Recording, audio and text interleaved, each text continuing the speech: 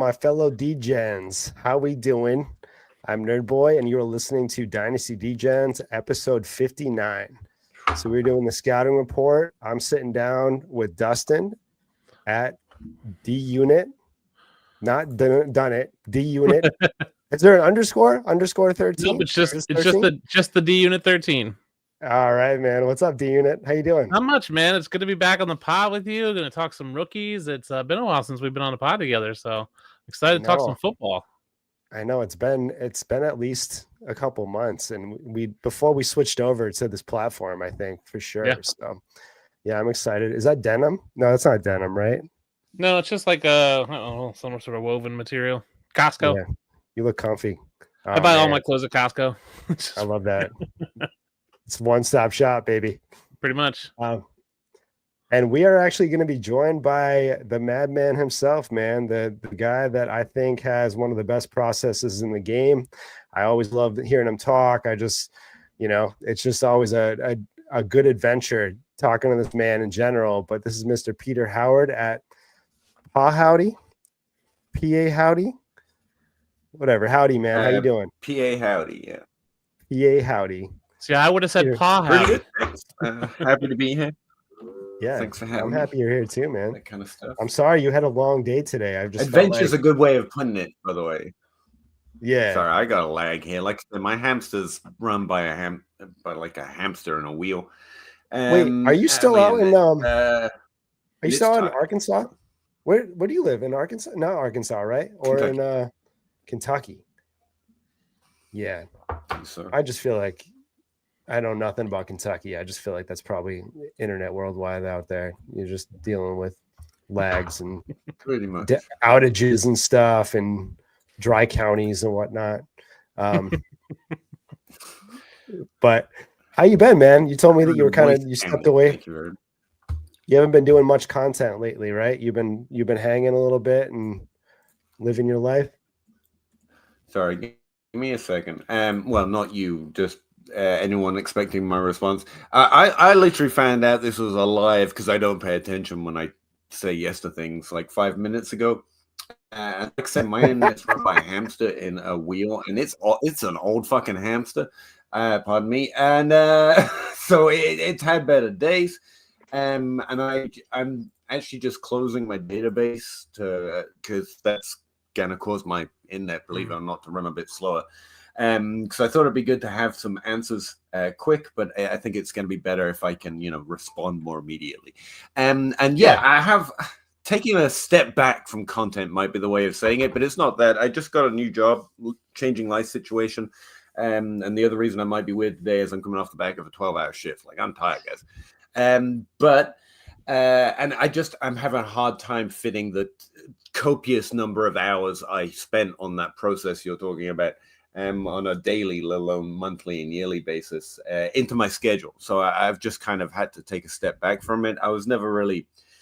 there's one thing that's still true. I'm not after a likes, subscribes, or a job, unlike a lot of people that put that kind of hours in. I'm just a guy who didn't have a lot of background in the sport, and so I had to figure it out from scratch. And this was the quickest way for me in doing it. So, like, if you disagree, that's cool. I'm not trying to sell you nothing. I'm still not trying to sell you nothing, especially right now. And if you disagree, that's also fine. Because I'm literally just another guy playing fantasy football. I don't know how I got the nickname Madman. Apparently, that's a thing now. I like it. I'm going to run with it. I'm going to pretend that's supposed to be the thing. But yeah, that's particularly true now. I'm still affiliated with DLF. I'm a senior writer over there, but they have allowed me to not do anything, despite being that senior writer, which is highly unusual for me. This is the first year that I'm not, making content daily, if not a lot of it weekly. And yeah, no particular reason other than, trying to keep up with a new job. So yeah, that was very long, but especially with my internet's lagging, I thought if I just got a lot out, that would stop me interrupting you. Carry on, sorry.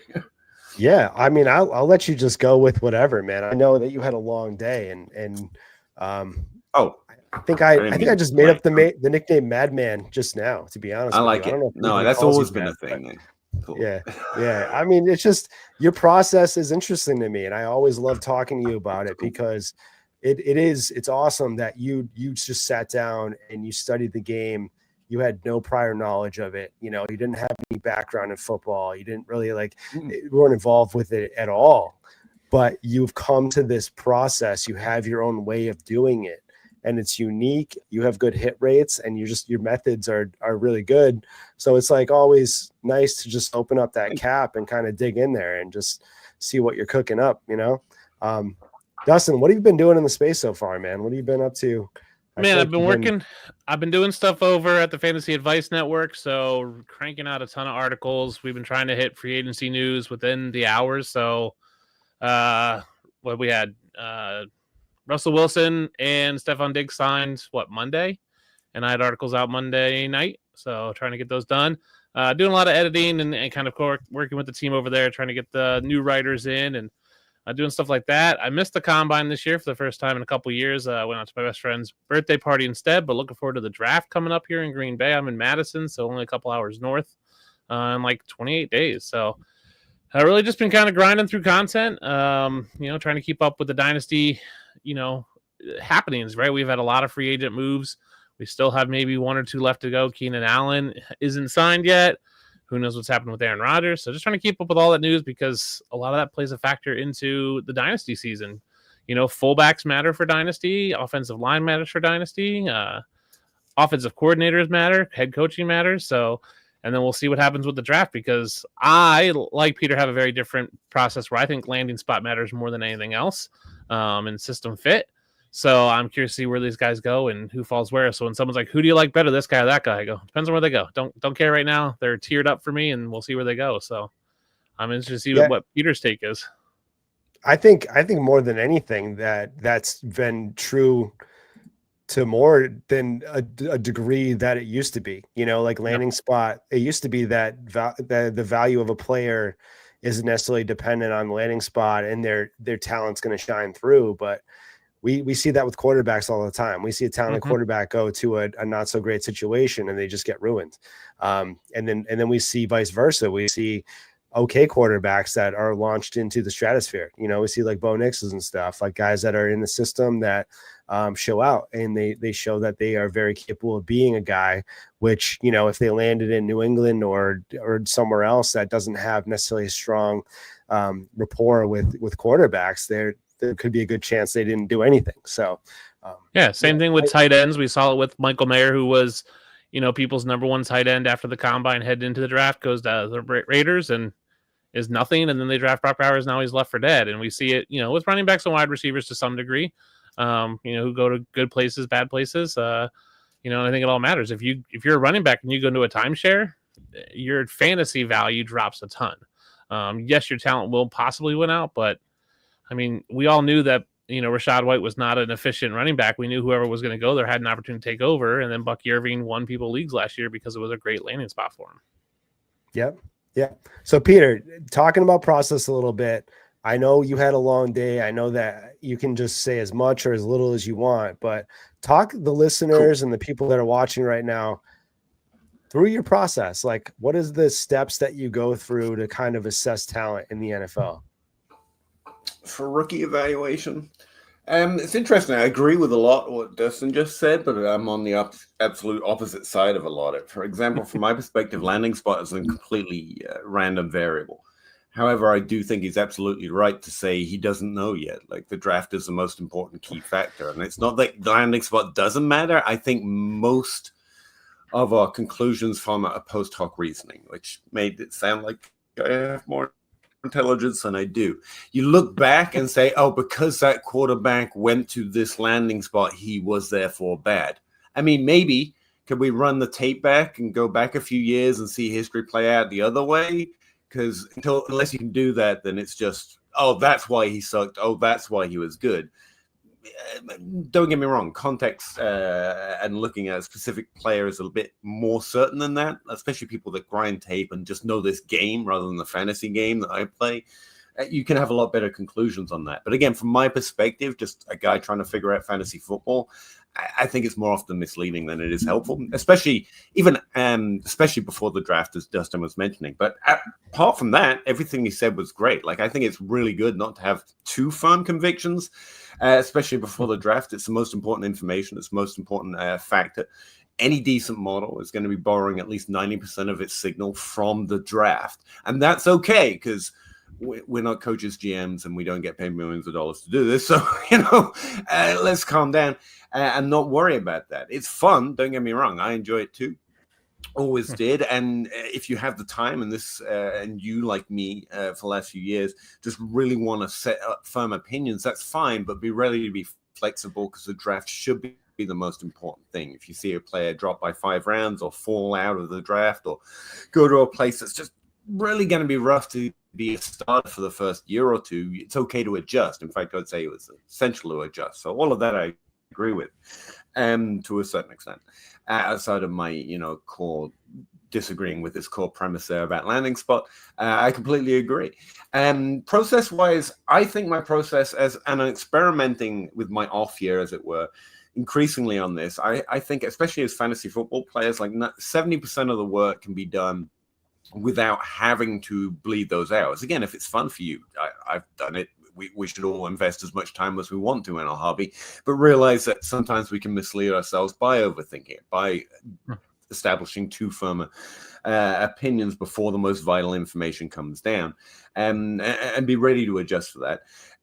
But one of the ways is kind of like an Adam Harstead heuristic thing. There are certain ways I look for prospects that aren't necessarily the smartest way, but they have consistent results. One is, for example, landing spot in the combine, which I know you were interested in talking about.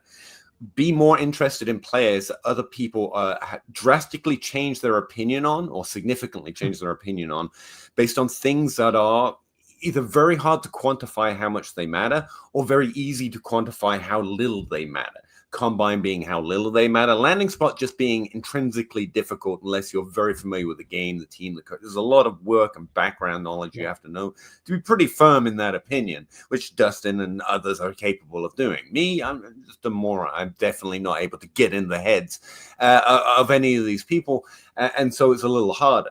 But the combine, for example, is something, if people are devaluing a player because of the 40 time and everything else looks good, but they ran a bad 40, sign me up for liking that player more than everyone else. It just consistently works. Same with BMI or pretty much anything from the combine. And there are other areas that help with that too. One that's based off a previous heuristic that Adam Harstead, I think, has, or at least is on his list, which is buy injured. If everyone suddenly doesn't like a player for a thing that will change, or definitely doesn't have strong correlation to overall effects, just like that player. You don't have to love him, but like him just a little bit more than everyone else, and you're arbitraging essentially the fact that everyone's placing too much value on a thing that either changes, like an injury, hopefully, all things being kind, injuries do eventually heal, or something that has relatively little foreshadowing or predictive knowledge of what will happen in the future, like a 40 time or a BMI,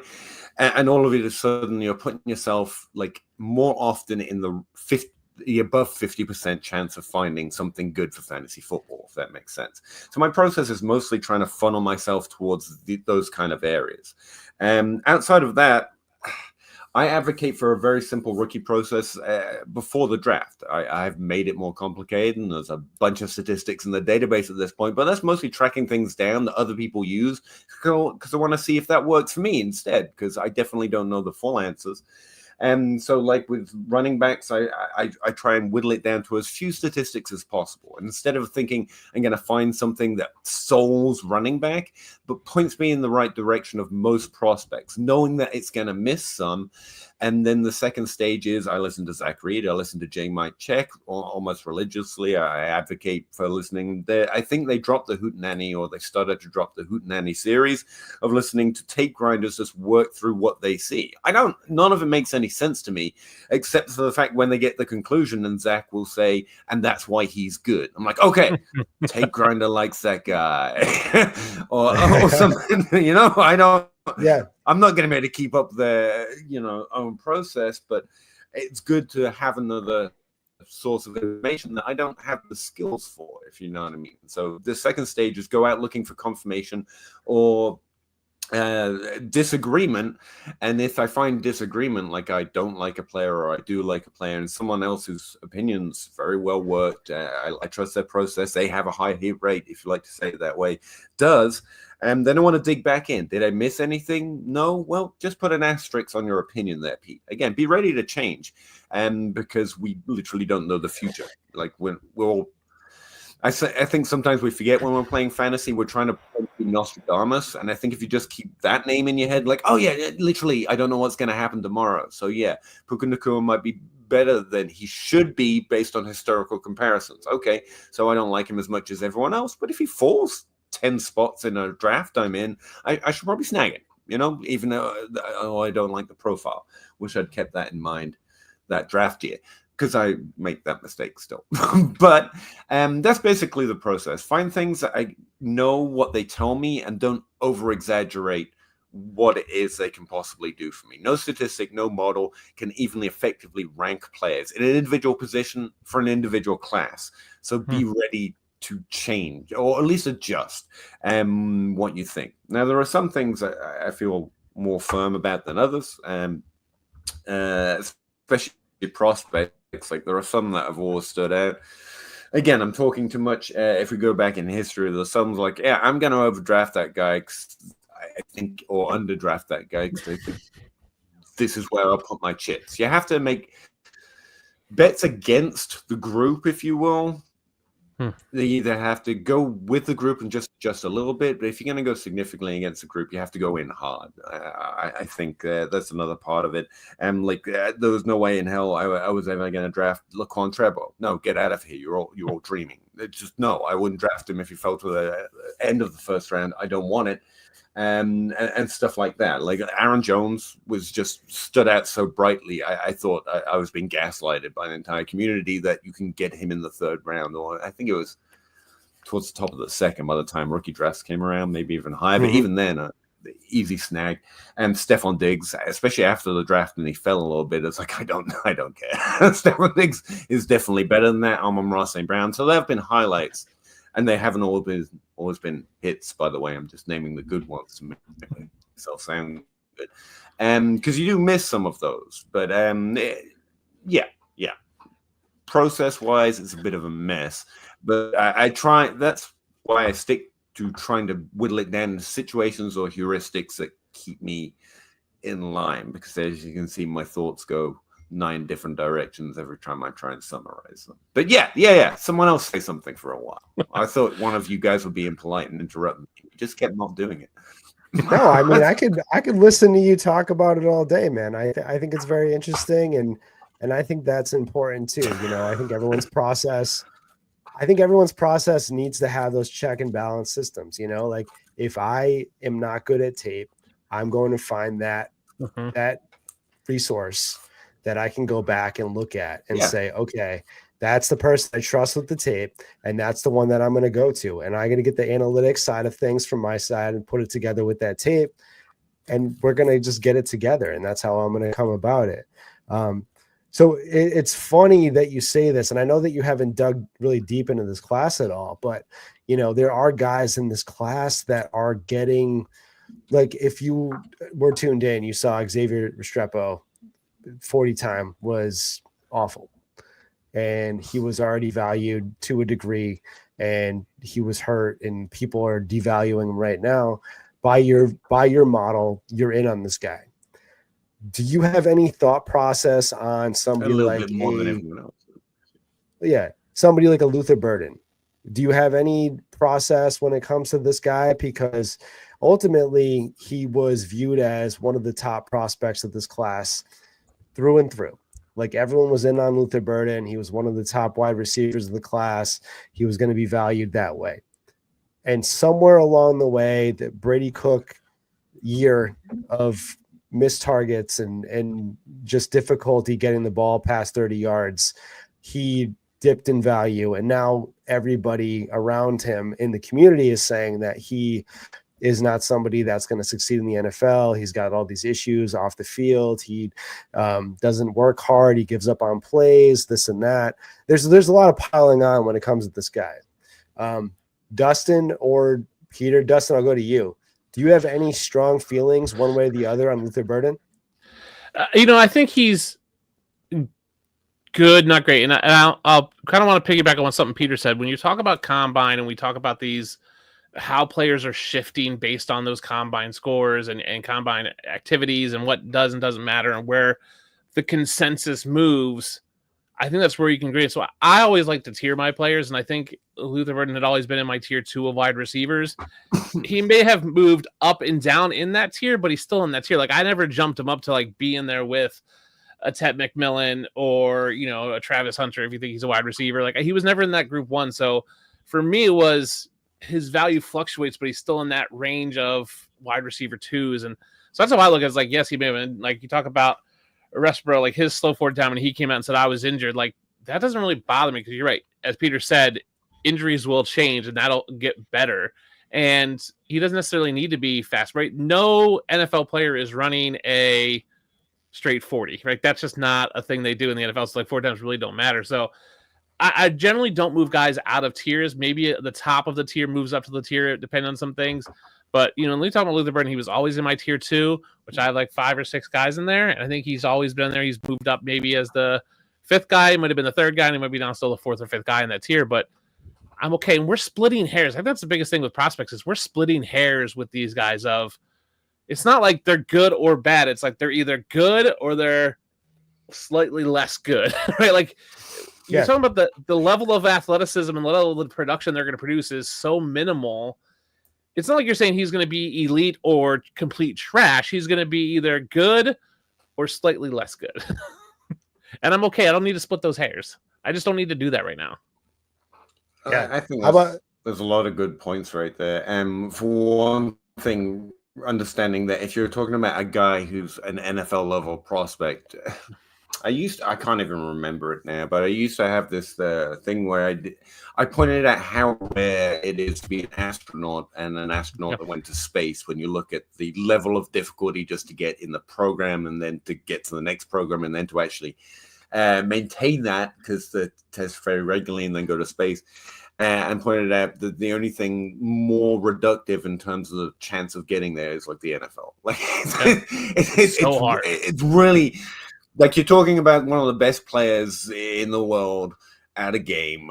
So yeah, we're already talking about hashing out the differences between different kinds of green. It's like it's a green spectrum, dude. They're all green lights. So yeah, that's I always think it's an interesting thing. I would also say, as someone who hasn't dived too deep yet, I'm allowing myself not to and let the draft decide some things. You just made me love Luther Burden, like everything that you just said, and I think something in the way you phrased it, or maybe when you say it that way, maybe other people can see what I said. Why I like him. He was good until everyone talked themselves into him being bad. Yeah. Like what changed? Like none of that should factor into your opinion on him. And especially when you talk about a quarterback situation in his final year, and when you look at his overall production, as I just glanced over, it's like he was going off in that second year at age 19. Just phenomenal. And that probably is due to regress a little bit, just having looked at a lot of production of a time graph that normally reduces a little bit, but it is a drastic loss, and it brings his overall score for me, that first look I take at, kind of a middling prospect.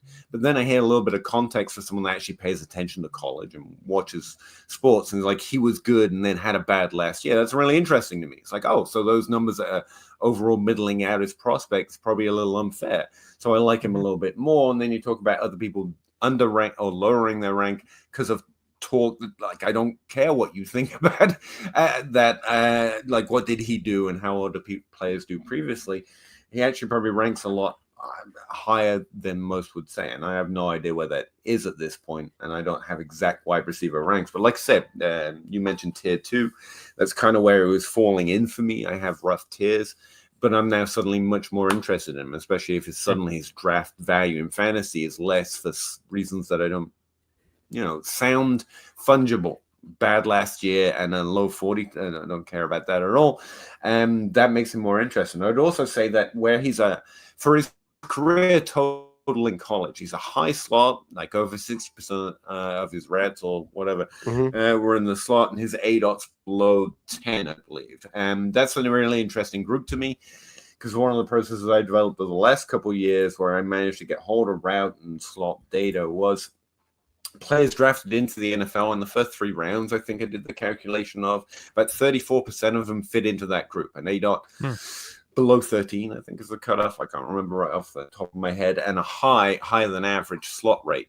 So they're actually the highest drafted group in the first 3 rounds in the NFL, and they have a slightly higher hit rate than most groups that you can mention. So I always kind of plumb that group a little bit if you're looking for a lower tier prospect. And part of that is because I'm using a fairly low fantasy barrier for production. Like, are they hitting the top 36 repeatedly? They could also be hitting the top 12 or top 24. It's just over the top 36, just so I'm catching anyone that peaked.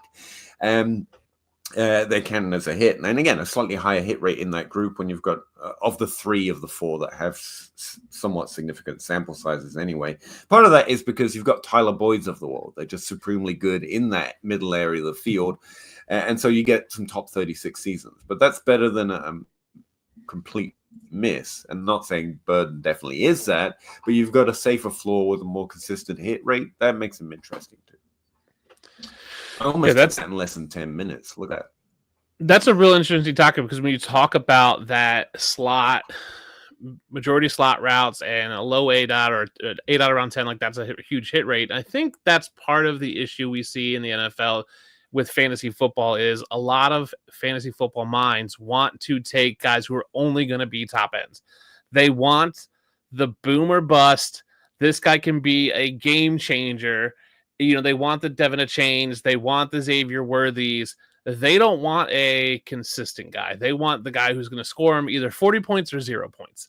And I think you can really win and find a ton of value in guys who are just going to be consistently top 36 guys. Keenan Allen was that way for so long in his career because he was just a top 36 guy. And no one was ever excited about having Keenan Allen on their team. I mean, he had some really good years, but like he was just always consistent. He had mostly top 12 years for the first 4 or 5 years of his career. That's really underselling him. But it also bleeds into a point I wanted to mention. That's a safer floor, and you get like there's a lot of top 12 guys in there. Like, yes, you know, especially when you're looking at college careers, which don't directly translate to how they're playing in the NFL. For example, technically CeeDee Lamb fit into that group in the way I'm defining it, and that's not how you don't think of him as a Tyler Boyd or even a Keenan Allen. But there are a lot of really good players, Chris Godwin, Michael Thomas, who played in that rough area of the field for the majority when you sample their entire college career. Year by year also has value, don't get me wrong, that have like ultimate ceilings. We're just, again, keeping my expectations low. I'm like, I want to find, and that's why the group's interesting. Fairly above average floor hitting at a slightly higher rate, but also you do have a lot of ceilings in there. DJ Moore comes to mind as well, who's maybe more popular lately. Since sorry, I didn't mean to talk over you, Dustin. I like. No, you're good. I think you're right. Like you just get those high floor guys who are consistent, who may not have 40-point weeks. You know, if you get a Devin Achain or Xavier Worthy who might throw you a 40-point week 3 times over the years, over one year, let's say Xavier Worthy has 3 40-point games in 2025, but he's going to have probably 4 or 5 under 5-point fantasy games. Well, I'd rather have a guy who's going to score me consistently 10 to 12 points every week. I'll take that because I know what I can count on. That allows me to build my team. Part of that's just team dynamics. Some people just love to have those glass cannons where it's, if I hit, I hit. I'm either going to score the most points in my league every week, or I'm going to score the lowest points. And people are always swinging for the fences, especially this time of year. They're flag painting on these guys like a Matthew Golden, who just runs this fast time. He's like, he's going to be great. He runs fast. It's like, yeah, but historically we haven't seen that be productive in the NFL. Yeah, and that's the thing though. There's a lot of big brand going on. They used to be unpopular. Yeah, like boom burst used to be what you avoided, and that's why it became popular because winning weeks are actually more essential. And yeah, like being a slot guy or a top 12 less attractive guy that we're talking about doesn't necessarily, that's the other thing I was saying, buy you from those high scoring weeks. Like, and Allen, CeeDee Lamb, DJ Moore, and consistency. That's more based on the individual player, maybe the location, landing spot, and the team, like you were talking about. Like if they're finishing the top 12, I assume a certain number of significant weeks. Yeah. But boom and bust used to be what people hated, and it was fun to target. And it's a good idea to go the other way if everyone else is now interested in the boom or bust guy, I would say. Like, I hate to be that guy, but I'm a pretty simple guy. Zig and zag still works for me. You know what I mean?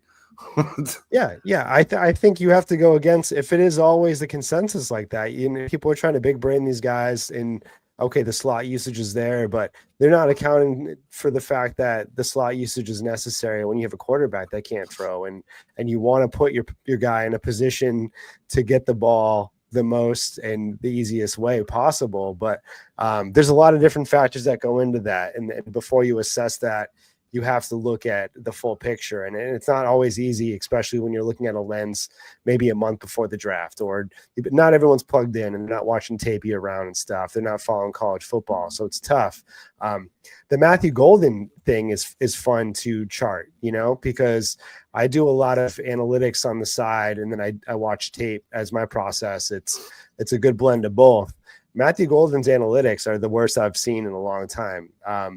His ADOT is atrocious. His college dominator's gone. Like, his breakout age is okay, but like everything analytically is jumping out saying he's not going to succeed in the NFL.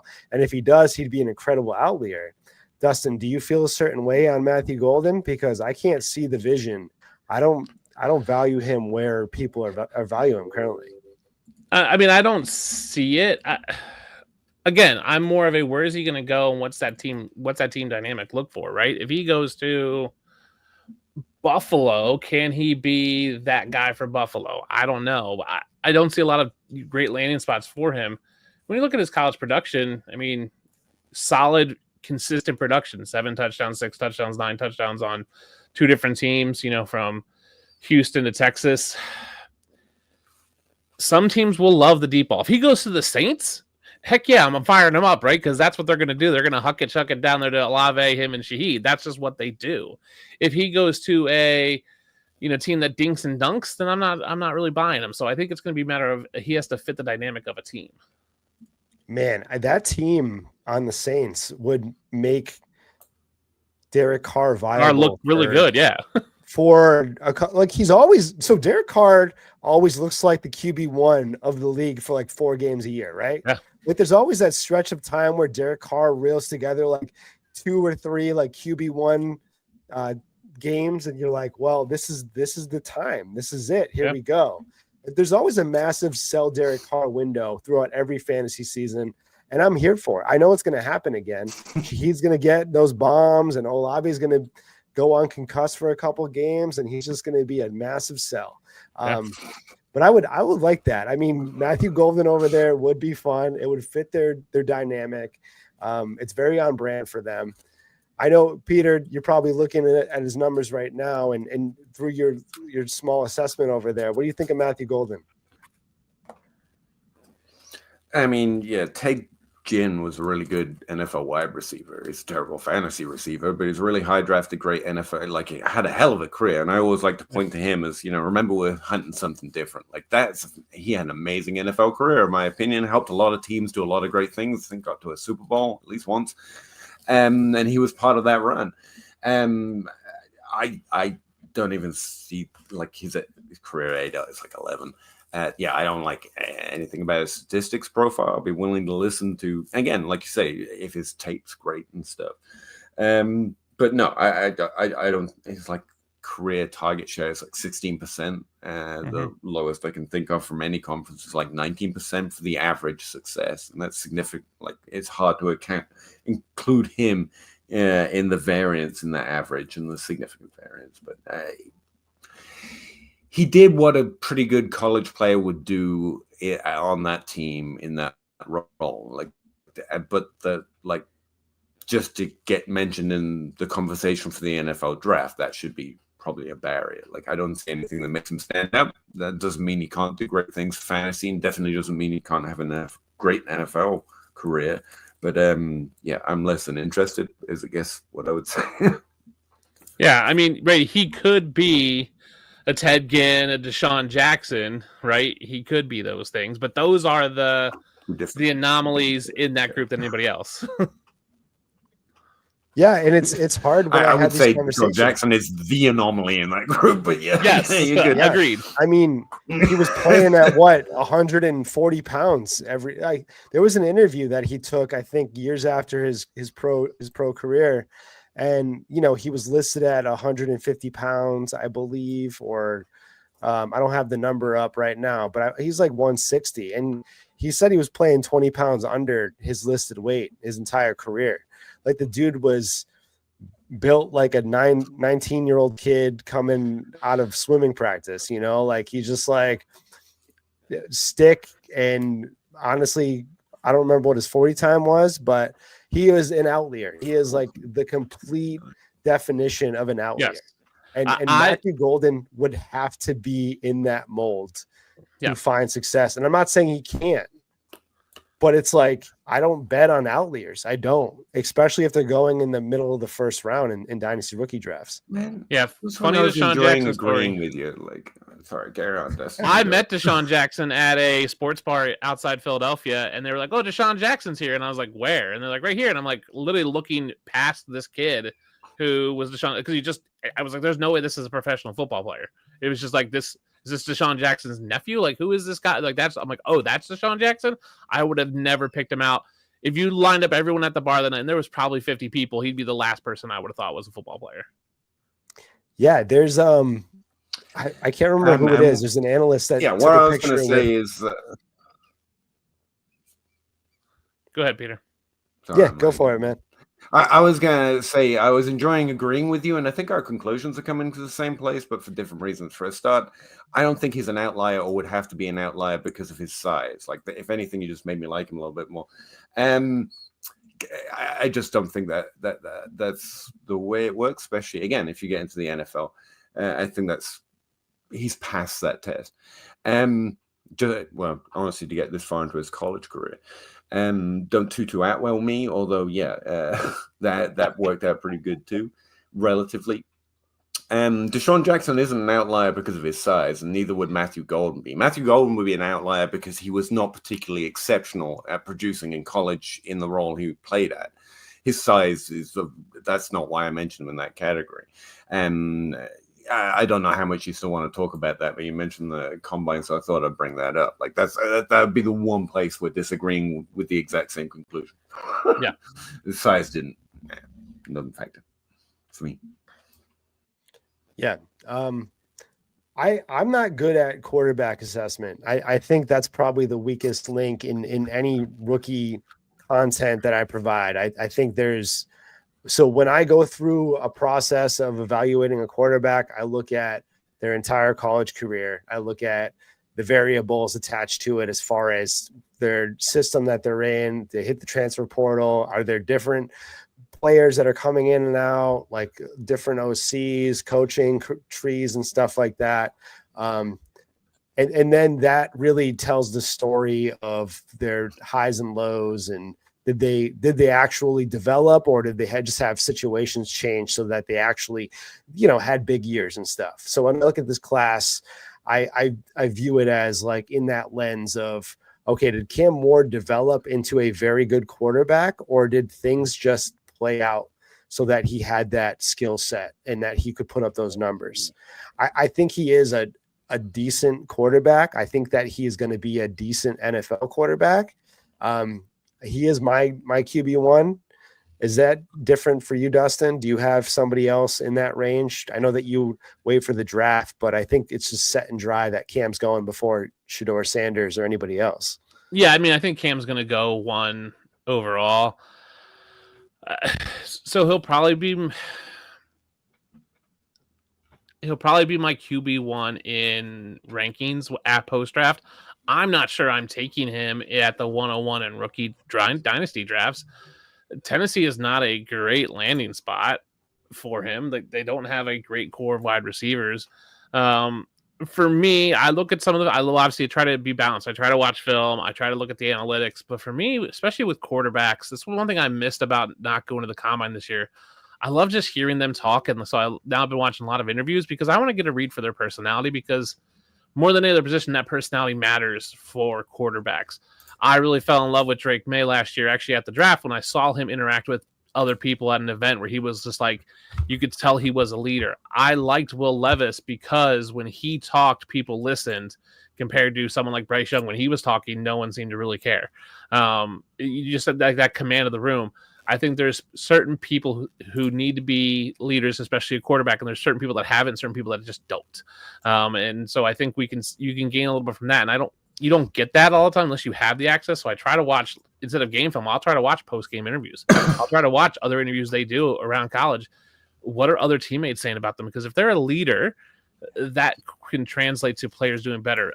Carson Wentz, for me, was never a true leader of his locker room because he just rubbed guys the wrong way with some of his personal beliefs. That's why I feel like Carson Wentz a lot of times struggled, because he did not have command of that locker room. So that's what I look at. So I do have Cam Ward as in my first tier, with Shedeur Sanders, Jackson Dart, and Jalen Milroe are in tier 1 for me. He will be my QB1 most likely if he goes to Tennessee, unless someone goes to a great spot. Pittsburgh looks like they are probably drafting somebody. So if they draft one of those guys in my first tier, they might be my QB1. But I think for me, it's a lot more of the mentality and personality of a quarterback layered in with their stats and film. Yeah, I think I'm with you, though. I mean, if you're throwing the ball to Pickens and DK, you have that situation. You have Muth over there, and then a pretty decent O-line. And That situation, Warren, that situation breeds quarterback a lot better than I think a Tennessee would. But then that's the question. I mean, I don't think they're looking at anybody but Jackson Dart over there. So I think that I don't know if I could throw him up there, given his profile and the way that I'm looking at him. But I know that you were on our show last year, Justin, and it was the exact same show that I'm running this year, just different analysts. So I think I had Theo on, actually, and you dropped a pretty spicy take. Do you remember that take at all? That Michael Penix was the QB1 of that draft class. You said Michael Penix was the QB1, and then you also said the biggest bust of the draft class would be... Probably Caleb. Yeah, definitely. You said Caleb Williams would be a bust. I mean, I wouldn't say he was a bust, but I would not say that he's not generational like we expected him. Yeah, it's still early, and Caleb could turn it around. They're definitely giving him the weapons to do it. But I have always been adamant that Michael Penix was the QB1 of that draft class, and I still believe that. Any thoughts on this, Peter? Do you have any strong feelings either way on the quarterback class? And just for reference point, who'd you have as the QB1 of last year's class? Caleb Williams. Yeah, I got thoughts. One, you should be least certain about quarterback. You just should be. As analytics to profiling as what I would call what Dustin's trying to do, which is very difficult too. It's basically the Wild West. A statistically perfect quarterback prospect was Andrew Luck, and he was good, and I loved him at the time and took all the proof I could that it worked. When you look back, and I'm so mad at that team the way they did him, but I think the statistically perfect quarterback, not actually statistically perfect, but one of the most hyped statistical profiles was good. Not Patrick Mahomes, not generational, not Tom Brady, because Tom Brady definitely didn't have that.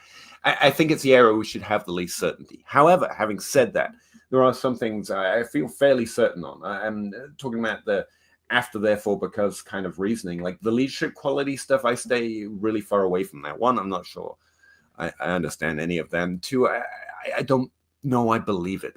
The idea that the quarterback is the leader seems a little dubious to me. Like that's high school kind of like he's the quarterback, so he's the leader of the locker room. No, any team Larry Fitzgerald's on, he's the leader. Like I don't care what position he's playing, and a lot of that comes afterwards. We trust him, we respect him, we follow him because he's now this good quarterback. So I don't know how much is leadership and how much of that is it's stuff you say in an interview when players aren't really allowed to say too much. Not to forgive Carson Wentz, but I think some of that is that, if you know what I mean. We're judging a character of an individual I've never met, and if I met him, I wouldn't know him. I barely know my wife, and understanding people is a very long endeavor. The idea we know these people at all is always dubious to me. However, I would say that a very, very simple, should not be trusted model that I have. Only has one bad year identifying interesting prospects at the quarterback class. I've only been running it a couple of years, but it's been pretty decent. Again, doing 70% of the work without ever watching a college game kind of thing. These are the guys that are interesting. And that was 2022. It just didn't know who the fuck. Pardon me. Like it put Bailey Zappi at the top and kind of with a shrug emoji. And there wasn't too many people liking that until recently. We found out, oh, Brock Purdy was maybe the hidden gem in there, maybe, but San Francisco in system, and who knows. It didn't really like anyone in this year. I was a little disappointed. I was expecting some decent quarterbacks in this class, just based on some of the rookie work people were doing in the years leading up to it. It like Grayson McCall, which obviously is no longer a thing. And outside of that, it was like, nah, Dylan Gabriel's okay. He's slightly interesting prospect score. Outside of that, I would look for rushers, because it still sounds like something of an undervalued asset. It gives you access to a point ceiling without necessarily being that generational talent in passing. And the few things statistically, some always with an asterisk, because again, quarterback evaluation is the hardest thing. I really think there's a reason everyone's chasing them in the NFL, spending bajillions of dollars doing it, and it's very hard to do even when you have the pick that you want to get them. Like, I'm tempering expectations, but along with work that I've seen Travis May do, who I deeply respect on most evaluations. Yep, I like Travis. Travis, especially quarterback evaluation. And two of the things that always stand out to me is accuracy, because that just fits with my life experience, not to get all spiritual on you. I don't think you can become more accurate. You can get better at decisions and you can practice, but accuracy is a difficult thing. And something that Travis specifically pointed out, rather than agreed, or our work agrees on it, is experience, is what he calls it. It's not age. It's kind of like how many games you get under your belt while being decently accurate, if you know what I mean. And so those are the two things I would go looking for if you're looking for something with statistics. I would somewhat try and value those. And as for this class, again, it kind of shrug emoji this class. And again, it might be 2022, and there are plenty of prospects that were great in their years that it didn't like, but it rarely didn't point out very clear high drafted prospects that should be interesting, apart from that 2022 year, which apparently the answer was none of them anyway. So I feel okay about that. And Grayson McCall is the only one that gave a slightly above average score to. So I'm a little disappointed with the prospects in this class. Having said that, especially if playing in superflex leagues, that's where I ranked. Anyone that's drafted in the first 10 picks this year should be in, you know, you're going to have to consider them at least with a first round pick. And just because, again, we might not like Carson Wentz now, but for a minute there and a minute for a stretch, for 3 years, especially because quarterbacks do sometimes take time to develop that way, and there are windows. And so definitely in fantasy, you're going to consider anyone drafting the first 10 picks. Outside of that, no one stands out. I'm like, where's the rusher that gets a top 10 pick? That guy, because sometimes people still undervalue that a little bit. Yeah, I completely agree.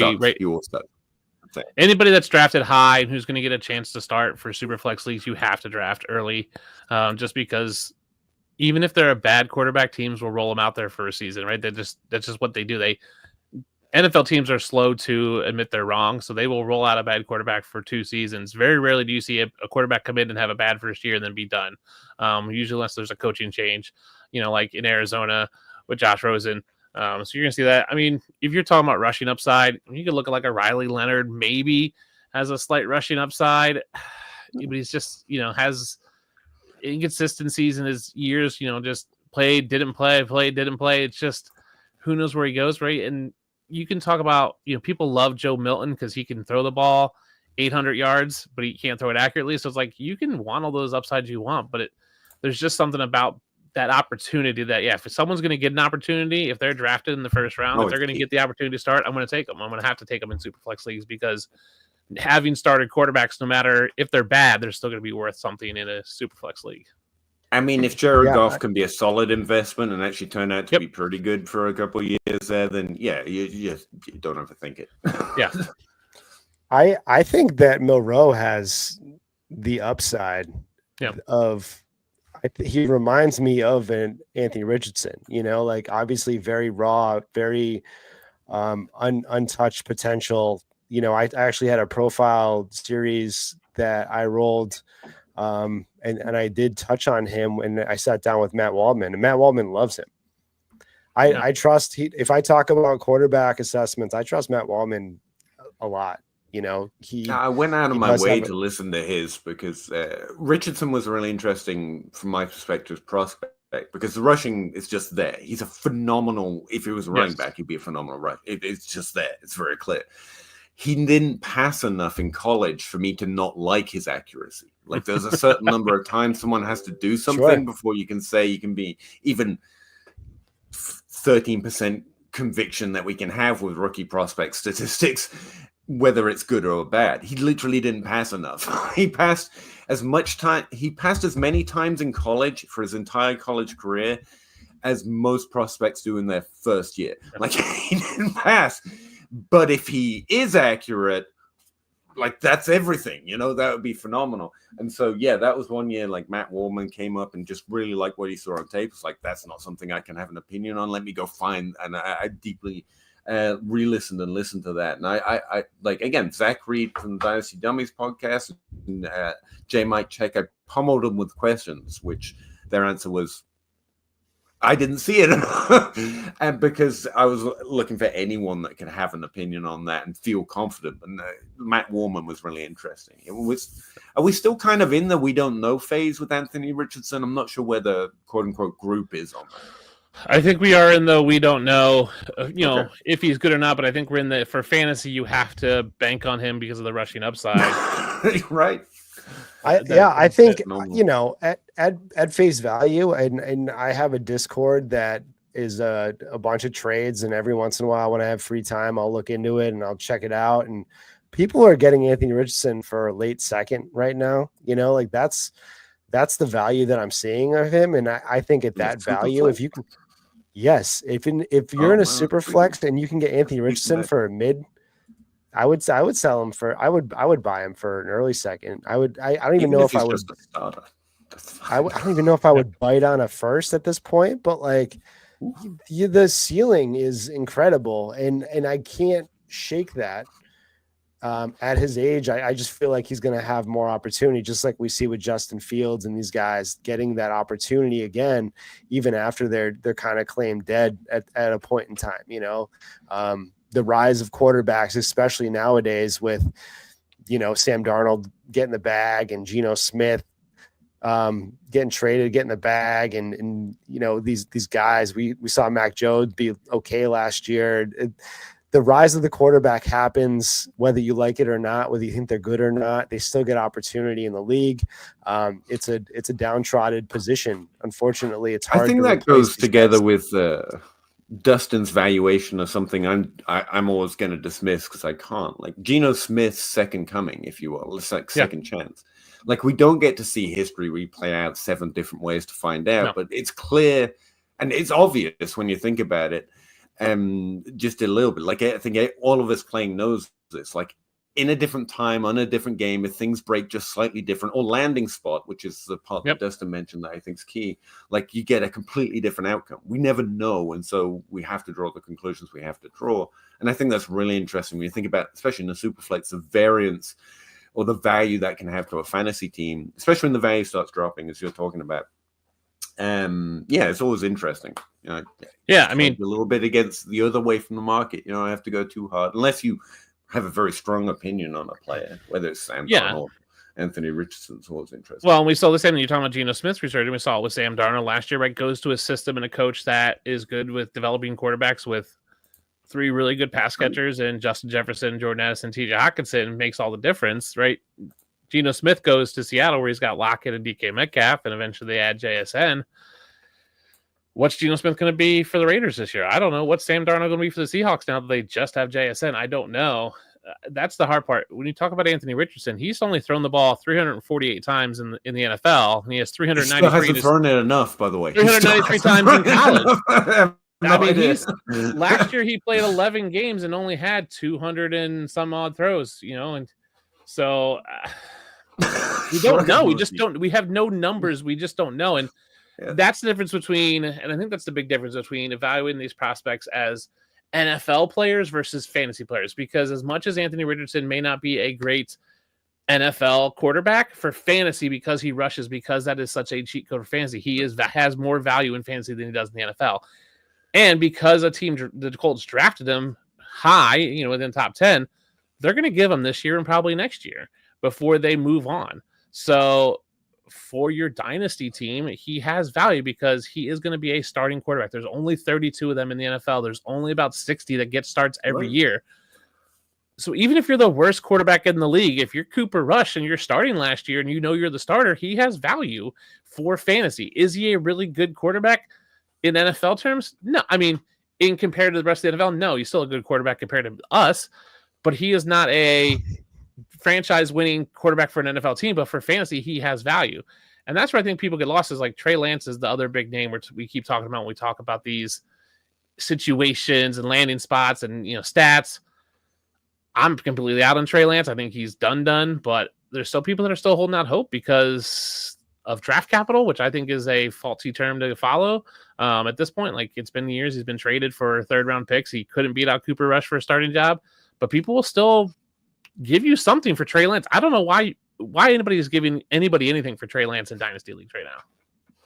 Yeah, the sunken trade value. Back a couple of years, it's John Bosch pointing out a starting quarterback for a second and a superflex is always a good deal.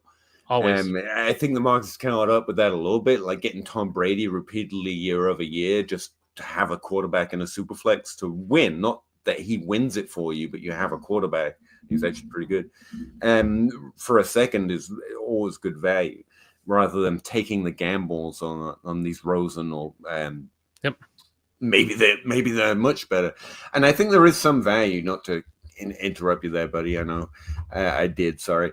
But there is some value in knowing when you should have a fairly strong opinion or not. That I think the numbers process, not that it's as nearly as perfect as people represent or don't represent in the opposite direction. Like, we literally don't know on Anthony Richardson yet. You can timeline it out. One of the things I found that I still really like doing, and I think it's consistent, is knowing how often players hit before or after a certain number of games or a certain career year is the simplest way of doing it. Like, you can still have hope. You can have hope for Trey Lance. Just know when you should stop paying anything for it versus picking it up off the waiver wire. And I still think that has value. Anthony Richardson, yeah, maybe.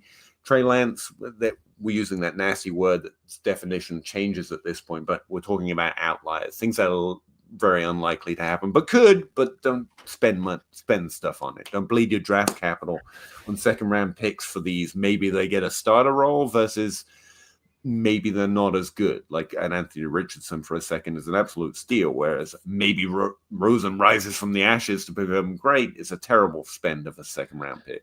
Like you said, Justin, there's only 32 of them. Like, prioritize those. I think we have to stop. I think we have to change how we talk about players and their potential of hitting or not. Instead of going, yes, they're going to hit or no, they're not. Like, what is your confidence percentage wise that they're going to hit?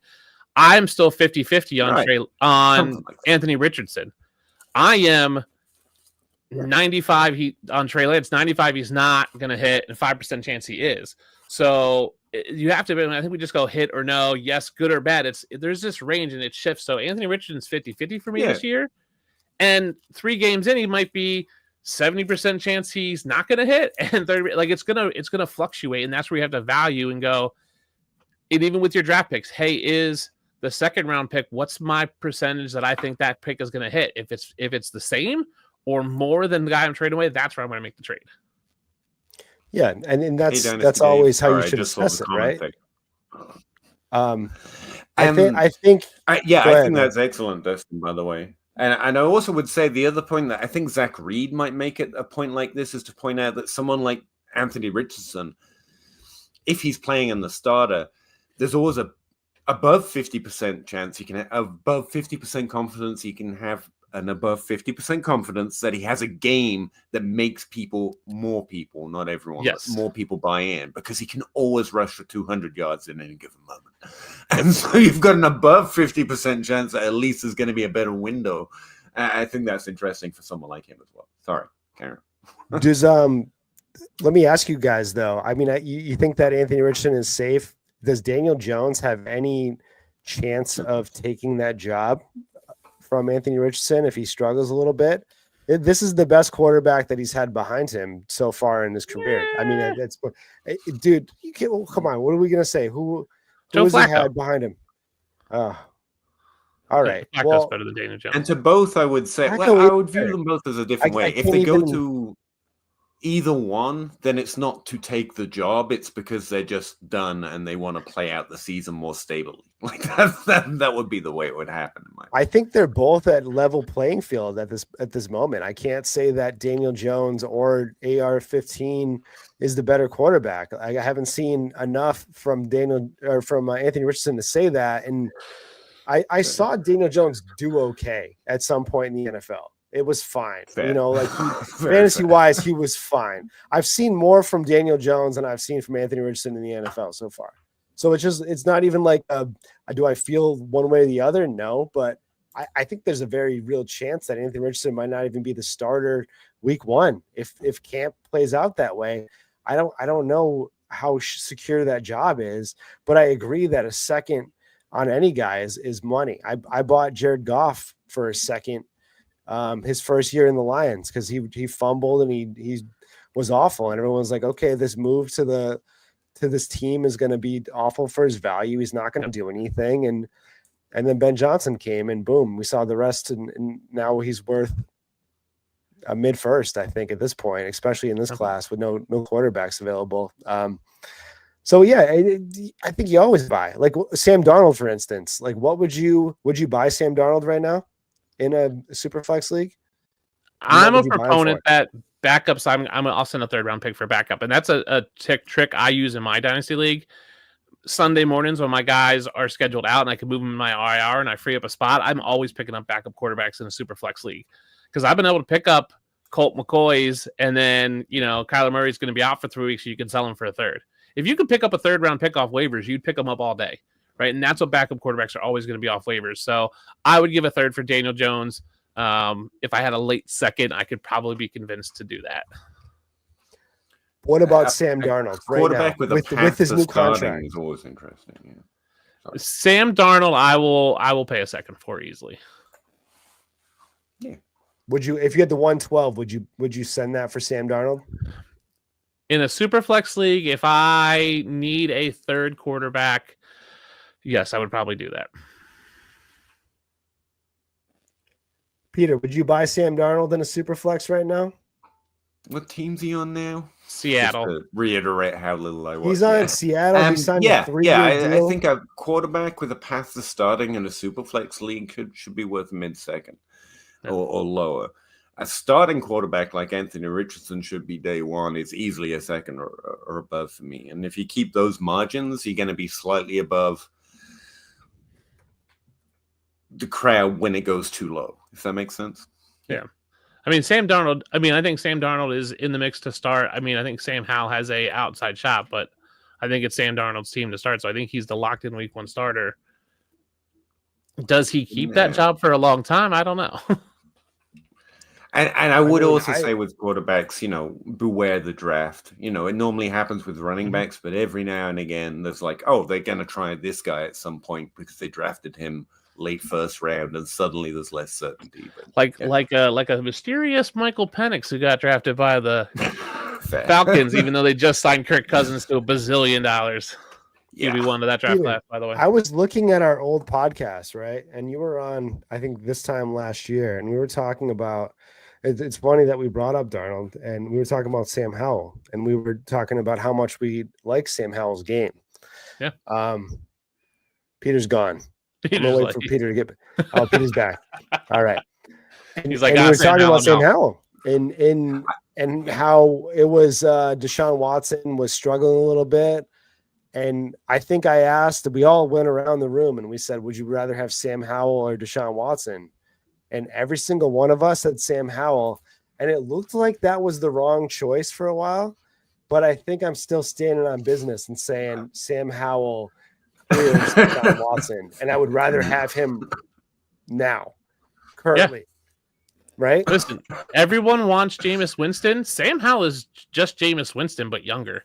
He's the huck it, chuck it, 50 times a game, throw it down there, a 30 for 30 season. He had 21 for 21 in 2003. Like, he's going to throw the ball a ton, and he's fun. Sam Howell is Well, just he throws fun the ball a ton. He runs the ball a ton too. He was a top 10 fantasy quarterback the one year that he had. Yeah, he had 5 rushing touchdowns that year.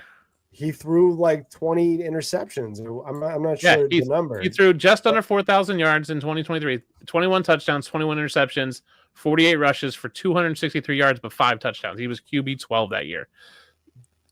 If you put Sam Howell in an offense, he's going to be all right. Yeah. I mean, he's going to run it. He's going to take away from Walker and Sharp back there. But I think I would love to see that in that offense. And especially if the Seahawks in general are in such a position to just wait it out next year. I know that no NFL team wants to do that, but they're shipping off all their players. They're moving around stuff. They're trying to free up cap room. They have acquired all these picks. What are you doing? Just like Sam Darnold could easily get a Jaden Higgins and a Royals in the draft and all of a sudden have a great wide receiver room, and he could be worth that mid first eventually, or he could stay with JSN and maybe not even be the quarterback midway through the season. There's fun outcomes in Seattle for sure, fantasy wise, I think. Yeah, and they can, they're locked into Sam Darnold's contract this year, but next year if they cut him, they're only wasting like $7 million in cap. It's a $33 million cap hit versus a $40 million dead cap hit. So they're not tied into him after this year. So if Sam Darnold comes out and is what Sam Darnold has historically been, other than his year in Minnesota, I don't see why they wouldn't try to Sam Howell and see what they got. I mean, they traded for him 2 years ago, so why not? Yeah. I want to get you guys out of here, but I kind of want to hear, because you guys have conflicting models. And Peter, we can jump you for this question if you haven't been there, you haven't touched on this at all. I know that you said you're early in the rookie process, but is there somebody that is not being talked about, whether at any position, at any moment, that you guys just might need to draft, you absolutely need in this draft cycle? Whether it's one of the quarterbacks, if you're high on Monroe, if you like Royals, or you know what I mean, there's a two-in or somebody. Like, is there my guy that you guys have in this class that, regardless of draft cycle, what you've seen in the combine, everything, you said it from the beginning of the draft season, I'm taking this guy no matter what? No, I don't have a my guy. I did read that question on your show sheet and went poking around, and someone that stood out to me was, because tight ends are always an interesting area for me, because again, just look for people tend to, okay, I get it better to have an opinion on some tight ends. Harold Fannin, just cute. I think he's tight end 3 in DLF consensus rookie ranks, and I was like, he's the only really interesting statistical profile I saw, and that's interesting to me. A guy who actually has a somewhat significant receiving history of playing roughly the right weight and height, which at tight end that actually does factor in. The combine matters in that one instance. He was interesting I haven't done a lot of dive into content right now, but I haven't heard almost anything about him. It's from the MAC, which sucks. I'm pretty sure it's from the MAC, Bowling Green, right? But yeah, he was more interesting than all the other tight ends combined in this draft class. And yeah, I didn't see a lot on him, so I thought that was interesting. Sorry. If you want to go running back, Cameron, and I'm going to say this wrong, Scatterbo. Something like that. Man, Scatterbo, yeah. Bit of a receiver, really interesting prospect. And again, he's ranked some interest as far as I can see, but yeah, he looked really interesting. I don't have hold on. Before we get to you, we're going to move it over. We've been talking rookies the whole draft. I do need to tell you guys about Fast Draft before we sign out of here. Yes. So if you're not familiar with Fast Draft, go on to Fast Draft. It is great. There's an Origins draft, so it's rookies only. You get in there, you draft a team, you keep that team, you win X amount of money, you can go into tournaments, you have this portfolio, you can do your rankings on there. It's a great resource for people that want to touch on these rookies, that want to get a taste of these rookies, but necessarily don't have the option in their sleepers or their MFLs or anything that they are waiting on, especially if they're drafting after the actual NFL draft. So I'm going to kick it over to them. I'm going to tell you a little bit more about it, and then we'll finish it off with Dustin. Rookie. It's all about rookie talk in fantasy football right now. So why not go use all that knowledge to do something other than a mock draft? Chris Jimino won $8,000 with just 2 teams last year, and each draft took 5 minutes. That's pretty good ROI. You can start doing rookie drafts for money today on Fast Draft. The Origins tournament is live. It is the place to go and monetize your knowledge of rookies and use your favorite player profiler host's promo code for a $25 deposit match. Now let's go start drafting faster. That is Fast Draft. And if you're not familiar, go sign up, use our promo code DGEN, DEGEN, and you can get up to a $50 deposit match. So check it out. Dustin, you don't have a my guy. You don't have somebody that you're going after. Is there anybody? But okay, there it is. I have a my spot. I have a my landing spot that I'm looking for. If the Raiders draft a wide receiver in rounds 1, 2, or 3, that'll be my guy, because I think that's a spot that's poised for production. So what do they have right now? They have Jacoby Myers. Obviously, Brock Bowers is going to eat a little bit. Yeah, they got they got Jacoby Myers. Another wide receiver on that team. They got Trey Tucker, Kyle Phillips. Yep. Oh yeah, Trey Tucker. Alex Backman, Christian Wilkerson, Rami Keaton, Tyreek McAllister, and Cedric Jackson. Yeah, so if they don't get any help back there, I think Geno Smith is a big time sell right now. Yes. I mean, if you are in superflex leagues and you can move Geno Smith for a late first, early second, I think if that's what we were talking about, buying quarterbacks right now, he is set up to have a dramatic drop in production, going from DK Metcalf, Lockett, and then the running backs that they have. Presumably, they might take a Genti in this draft class, and he could be the wide receiver 2 in the. I don't know what they're going to do in that top pick, but that's really where he's projected in a lot of mock drafts right now. But he feels like a big sell to me. And if people are still valuing him like he is in Seattle over there, would you sell Geno right now for an early second?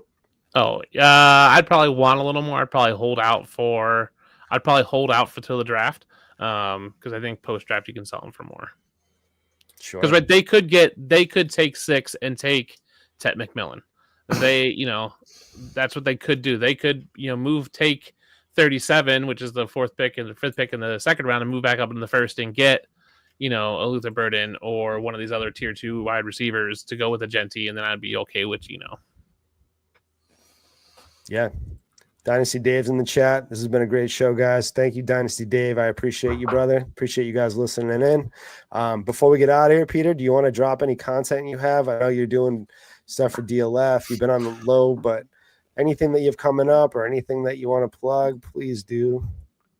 It's not really a plug, but if anyone's interested in rookie data, I still keep up with my rookie database, which is pinned to my Blue Sky timeline. You can find it in the first post on my Patreon. It's free, Patreon hosted or not. You just click and you can download the entire thing, which is what I've always done and what I'll continue to do. I have actually, what I was going to say is I don't have a my guy. I have a strong concern with Tet, as I've been told he's referred to, Tet McMillan. I got questions. I think he's an okay prospect. But that kind of typifies this draft. If you're going to focus running back in this class. Highly dubious most of the receivers, and it is possible that just no one's productive, especially on the Raiders as well. So have it be your guy because of that location relative to the market.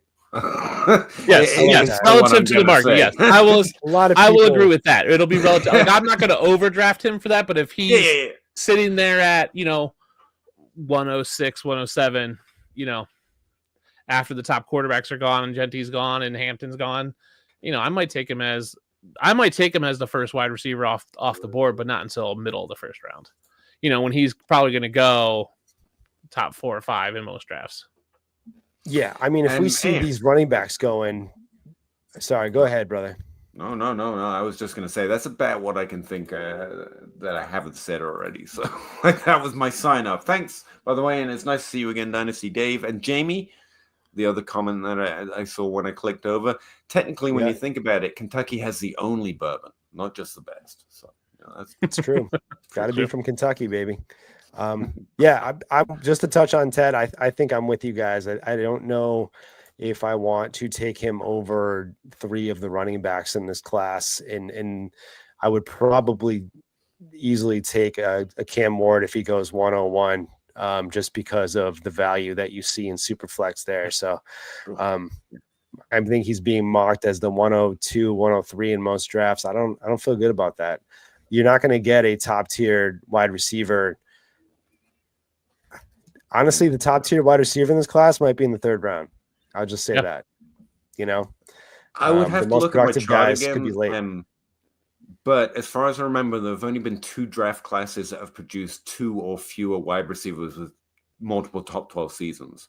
Thing is, in both of those, and in fact most seasons, you get one unexpected, depending on what kind. Like it's like a Tyreek Hill, undrafted and has no history. So like even in those 2 bad classes, like it is possible. There's definitely players that you want in fantasy in this wide receiver room, but it is possible that it was actually someone no one drafted till the last round. Like that's how bad this wide receiver room class looks. Yeah. Like, to the market and all, but like well, at that worst wide receiver class in a long time, and we're signing off now. Okay.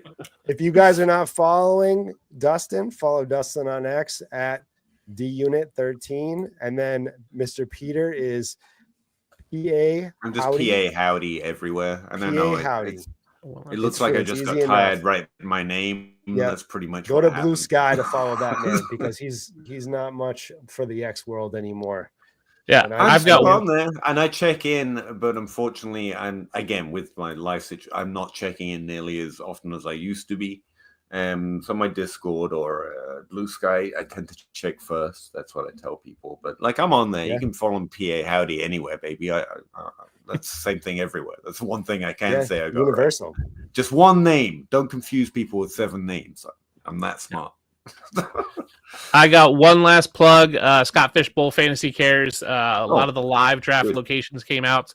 A list of potential live draft locations. So if you're interested in doing Scott Fishbowl, supporting that great charity that Fantasy Cares does, sign up, show your interest in a live draft. They have a map and they have a whole list. So there are like 20 different locations. Some of the dates have been announced.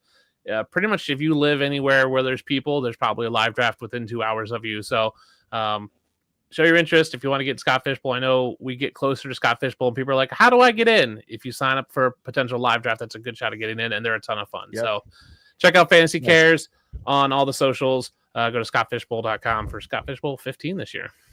Yeah, I appreciate that, man. I can't believe it's Scott Fishbowl season already again. It's just like time just never ends, man, and just keep going and going and going. I feel like we just did this, but we will be covering a lot of Scott Fishbowl stuff. We are coming out with a redraft show that is going to be rolling out in a couple weeks. That will be Scott Fishbowl heavy for the next couple months, I'm sure. We have our rookie profiler series that is dropping tomorrow. That is Travion Henderson. You can plug that into Player Profiler now and check that out tomorrow morning. And then we have the Devi show on Tuesdays. So a lot of stuff coming up, a lot of fun stuff. I appreciate Dustin. I appreciate Peter. I appreciate everyone that's listening today. This has been Dynasty Degens, episode 59. So we will catch you guys next week. Thank you.